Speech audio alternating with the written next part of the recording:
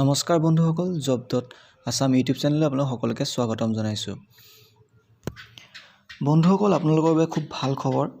আপোনালোকে বহুতে সুধি আছিলে যে জেল ৱাৰ্ডাৰ আৰু এক্সাইজৰ কেতিয়া আহিব এডমিট কাৰ্ড, আৰু এতিয়া বৰ্তমান SLPRBত এটা নটিচ আহিছে।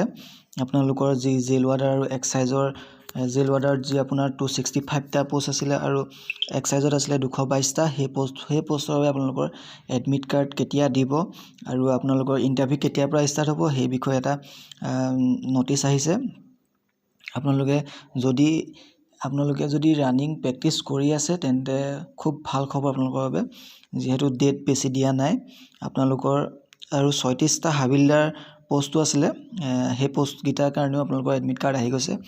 আপোনালোকৰ এডমিট কাৰ্ড দিব আপোনালোকৰ কাইলৈৰ পৰা 25 ফেব্ৰুৱাৰীৰ পৰা আপোনালোকৰ এডমিট কাৰ্ড ডাউনলোড কৰিব পাৰিব SLPRBত।